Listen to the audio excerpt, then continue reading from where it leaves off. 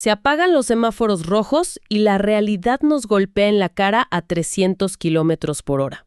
Un golpe durísimo, la verdad. Totalmente. Bienvenidos al asfalto virtual de DRS Zone.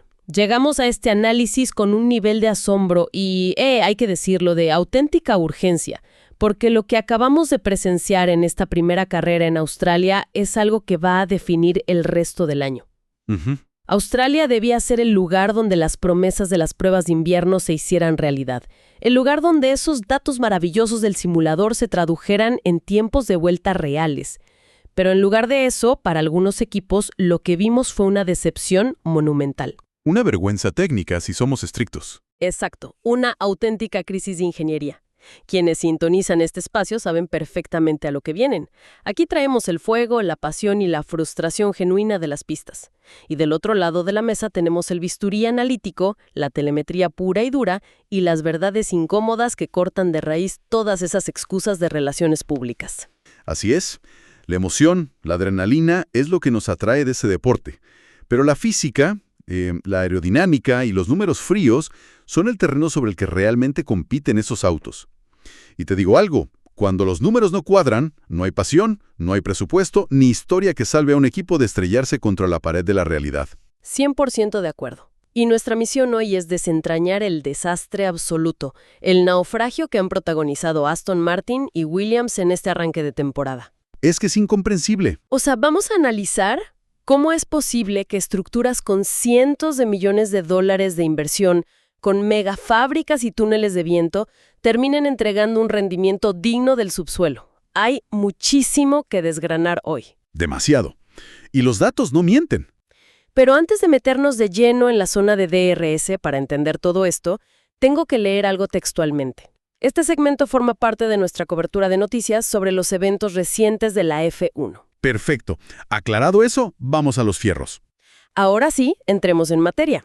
Hablemos de Aston Martin y la pesadilla absoluta que están viviendo con Honda. Porque, voy a ser muy sincera, hubo un momento durante el fin de semana donde me dejé llevar. Hubo una breve ilusión el sábado. El famoso espejismo. Sí, vimos a Fernando Alonso haciendo magia. Un esfuerzo casi sobrehumano para meter ese coche en la Q2. Y luego el domingo, con esa salida irreal que lo colocó 10º de la nada. Por un segundo, la fanaticada pensó que el coche tenía algo oculto. Y ese es precisamente el peligro de contar con un talento generacional al volante. El piloto maquilla los desastres de la ingeniería. Lo que vimos el sábado y en esa salida del domingo fue un espejismo creado única y exclusivamente por las manos del piloto, no por el monoplaza. Claro, la realidad te alcanza rapidísimo. La realidad obligó a abandonar. Fue una actuación miserable si la analizamos desde la ingeniería. Si quitamos la heroicidad del piloto, lo que queda es un equipo en crisis severa. Y el epicentro de este desastre tiene nombre y apellido, y es la unidad de potencia de Honda. Y eso es lo que me vuelve loca al investigar para hoy. Honda es una marca gigante, pero la información que circula es que están arrastrando su prestigio por el suelo. Se reporta que ni siquiera están contratando personal nuevo para el proyecto. Así es. O sea, están llamando desesperados a gente del proyecto antiguo, pidiéndoles que regresen para apagar el incendio y evitar posibles demandas por daños y perjuicios. Desde tu punto de vista analítico, ¿qué tan grave es esto? Es peor que la era McLaren-Honda. Y sé que eso suena a blasfemia, pero escúchame bien. Tienen dos problemas catastróficos que están ocurriendo al mismo tiempo. A ver, desglosa eso. El primero es la fiabilidad. Y ojo, no solo que el motor explote, sino la falta crítica de componentes.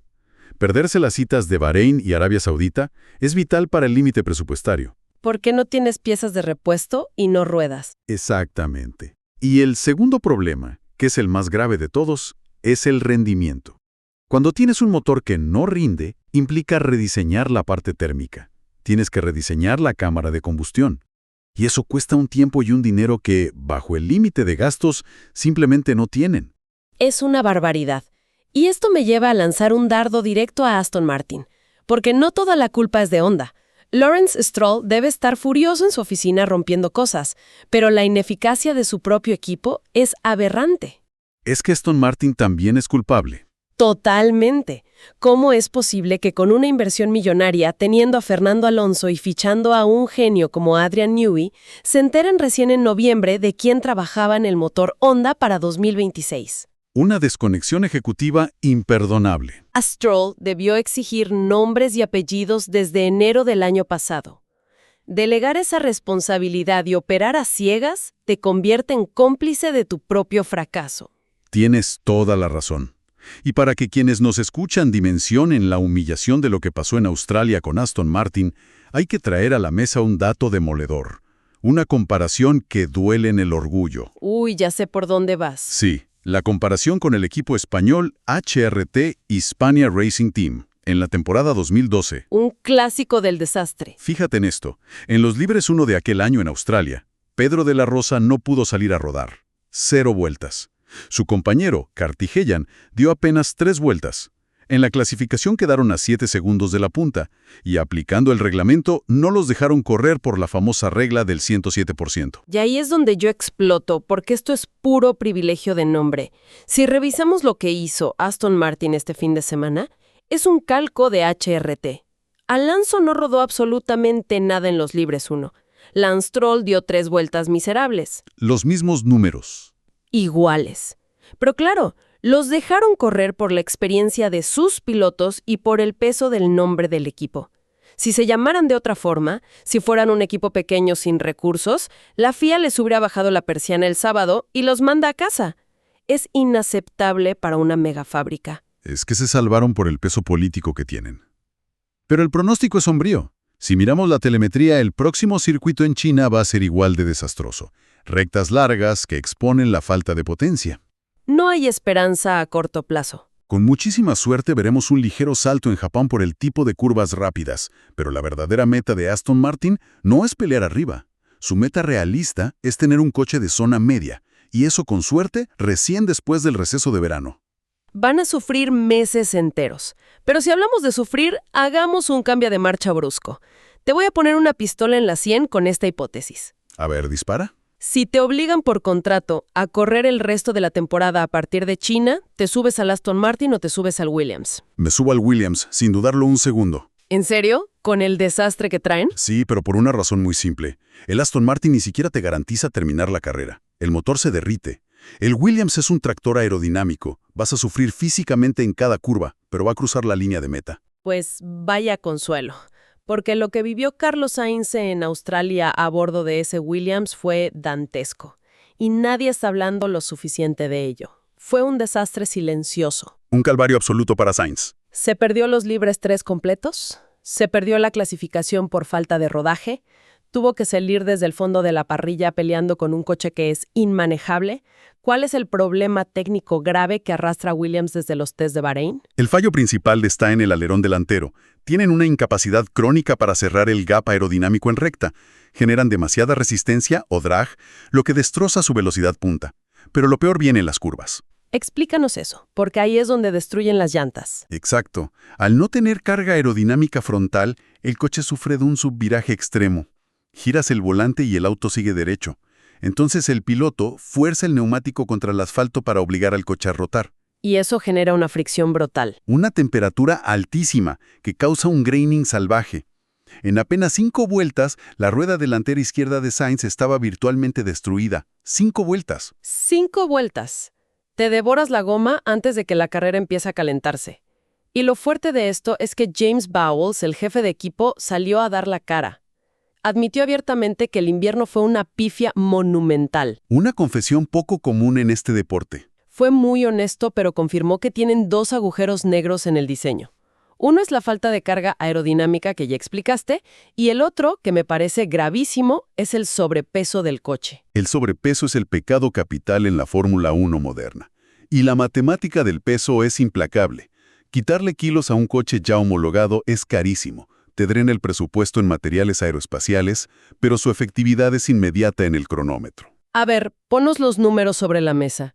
¿Cuánto tiempo ganan si logran bajar ese peso? La regla empírica dice que 10 kilos extra te cuestan unas 3 décimas por vuelta.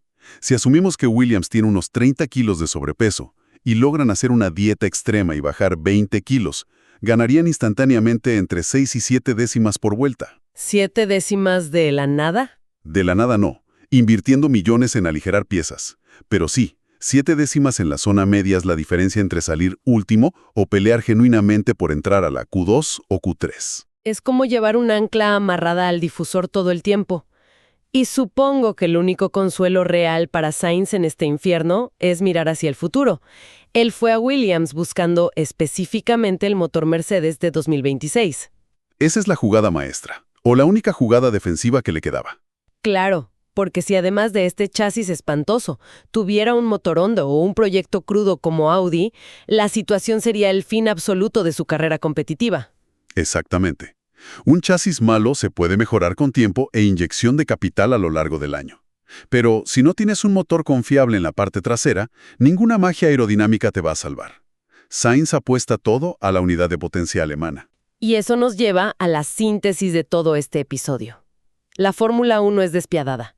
No perdona absolutamente a nadie. Ni a los grandes nombres como Honda, Adrian Newey o Fernando Alonso, ni a los equipos históricos de leyenda como Williams. Nadie está a salvo. Si tu ingeniería falla desde la base matemática en invierno, vas a hacer el ridículo frente a millones de personas en marzo. Y por eso quiero dejar a la audiencia con un pensamiento final. Algo muy provocativo para que la fanaticada discuta en los comentarios y en sus grupos. Sabiendo que el límite presupuestario impide gastar a ciegas para corregir errores masivos de diseño. ¿Qué es lo que hacían antes los equipos grandes? Exacto. Estamos entrando en una era de la F1 donde cometer un error en invierno te condena a ser un equipo de relleno durante toda la temporada, sin importar cuántos millones tengas en el banco o a qué genios tengas trabajando en tu fábrica. Es una pregunta espectacular que redefine cómo entendemos la competición hoy en día. Porque si un fallo te entierra un año entero, la dinámica del campeonato cambia para siempre. Esto ha sido DRS Zone. La carrera, por supuesto, no termina aquí. Para seguir este debate al límite y no perderse ningún detalle de la telemetría, no olviden seguir el programa en todas nuestras plataformas. Así es, los esperamos. Estamos analizando todo en TikTok, en Instagram y desglosando cada actualización en YouTube. Aceleren a fondo, revisen la presión de los neumáticos y nos vemos en la próxima curva.